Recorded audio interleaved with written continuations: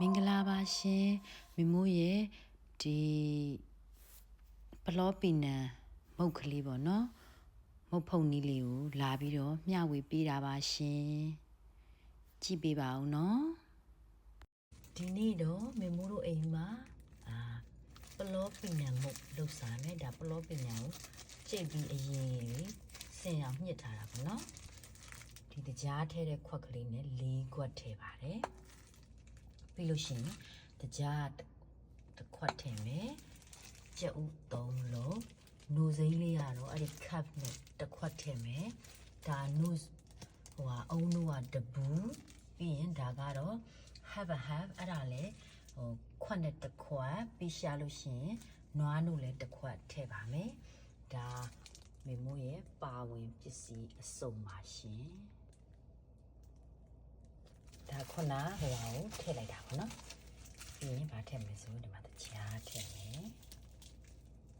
နော်တခြားထည့်လိုက်ပြီဒါနှုတ်စိမ်းတစ်ခွက်ထည့်ဒါအုံနို့တစ်ခွက်ထည့်ပြီးရင်ဒီမှာဒါ creamer ပေါ့နော် creamer လေးတစ်ခွက်ထည့်နောက်ဆုံးမှာဒီမှာကြက်ခောက်ထားတာထည့်လိုက်တယ်ပါဝင်ပစ္စည်းလေးတွေ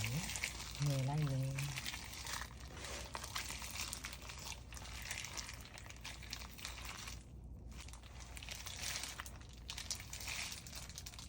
ကဲငယ်လိုက်တဲ့ဒီလိုလေး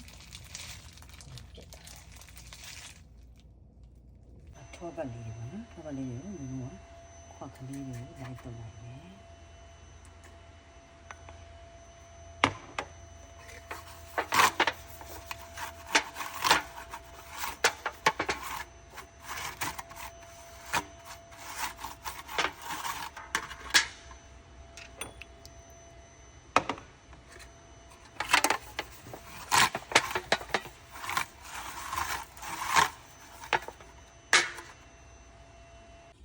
ဒါက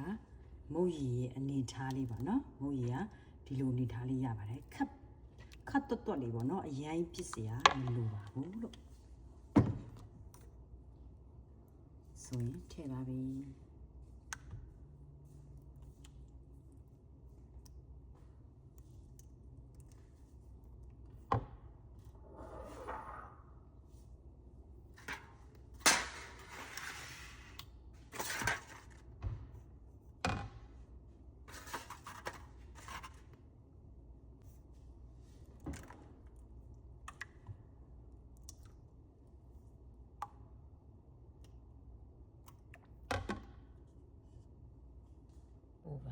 ဘိတ်လုပ်တဲ့ခဏကိုနှိပ်မယ်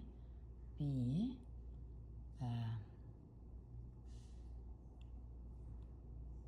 temperature ဆက်လက်လုပ်မယ်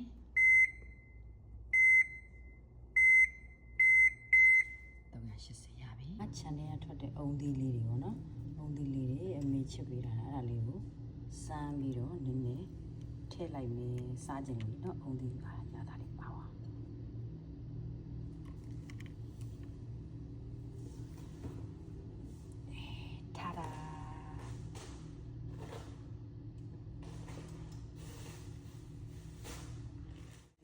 ထည့်လိုက်တယ်3ခုကတော့ပလိန်ပေါ့နော်တနည်းလေးမကြိုက်မှစိုးလို့အိုဗန်လေးကိုထည့်လိုက်ပါပြီ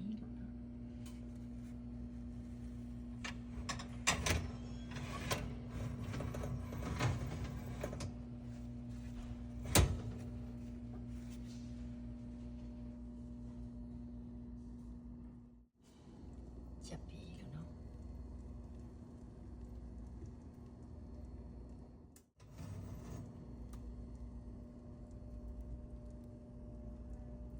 ချက်ပါပြီလို့ပြောရှင်